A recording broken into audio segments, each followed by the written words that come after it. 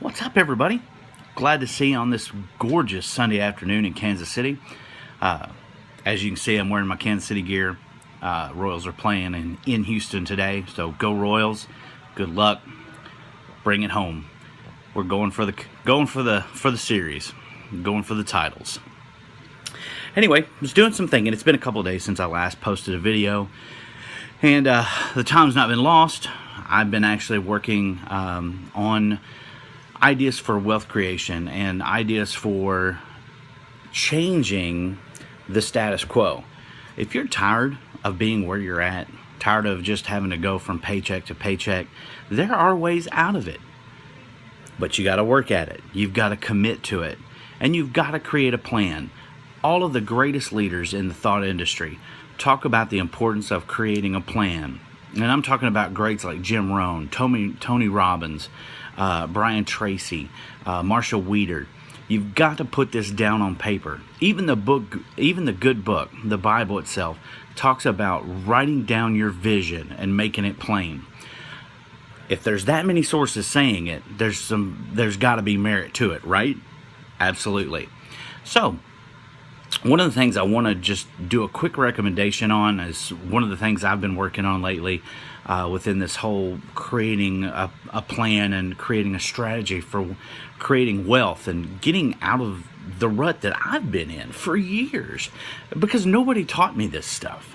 I'm self-learning now. I work for an entrepreneur here in Kansas City, and it has afforded me the privilege of getting in contact with resources and in contact with people who think big. And that is something I've lacked in a great part of my life. And so one of them recommended a book to me. It is called The Richest Man in Babylon. It's an old classic, and it's written more of an allegory, kind of like Animal Farm back in the 80s. Or even before then, I forget when Animal Farm was written. But anyway, The Richest Man in Babylon is an allegory written about how to handle your finances. And it's a quick read, 150 pages max. But in it is a wealth of information, no pun intended, about how to start setting yourself up on a financial plan and setting yourself up for financial independence. Because wealth itself is it's a subjective term. It's not something that is a dead set amount. Not everybody is happy with $1 million or with $100,000. What might be financial independence to me is totally different for you. So the thing is finding out what it is for you that creates financial independence, and then setting a plan, putting it in paper. I mean, this includes budgeting. This includes a savings plan. This includes an investment plan. How you spend your money. Most people will blow it, sometimes even before they've gotten it. And that's a tough road to live in when because if anything goes wrong and something happens to your paycheck on Friday, you're stuck because people have already got their hands out for it. When are you going to be tired enough to finally say, you know what, I want my check, and take control back over your finances again? When is enough enough? We're taught to live by credit, to have it now, pay later. All that stuff is set up to put you in a line for a fall.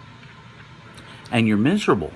You're miserable. You can't go out and just on a whim go and enjoy the afternoon with friends or with family, because you have to budget it out, and you're having to make choices between, well, if I go out and we have this fun weekend, what bill's going to have to wait until, the next 2 weeks or whatever the distance is between your paychecks?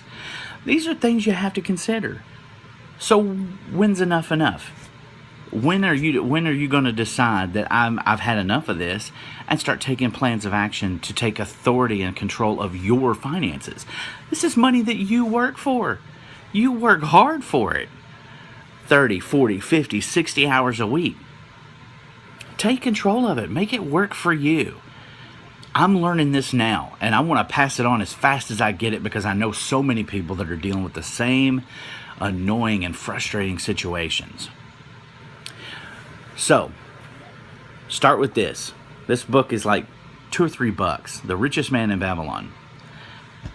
Read it, take notes on it, and then read it again. And then start putting ideas down on paper to get yourself out of the jam you're in.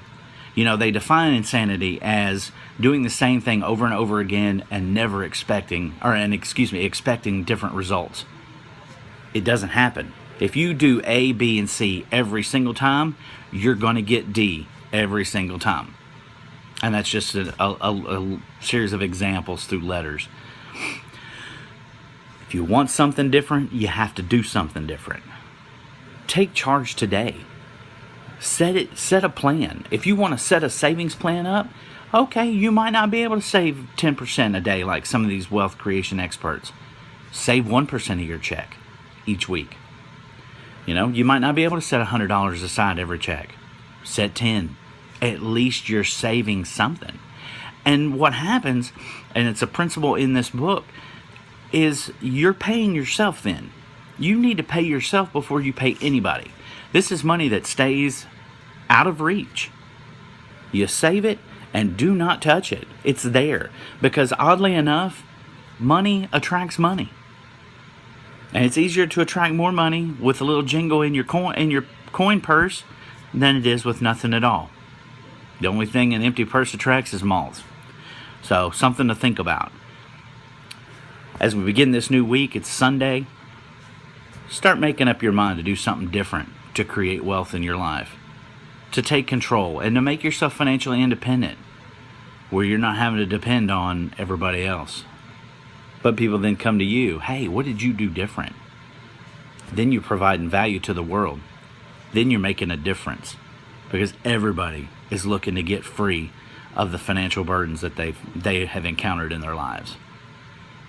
Make a plan, get free, and help somebody else get free. Have a great Sunday afternoon. Go Royals!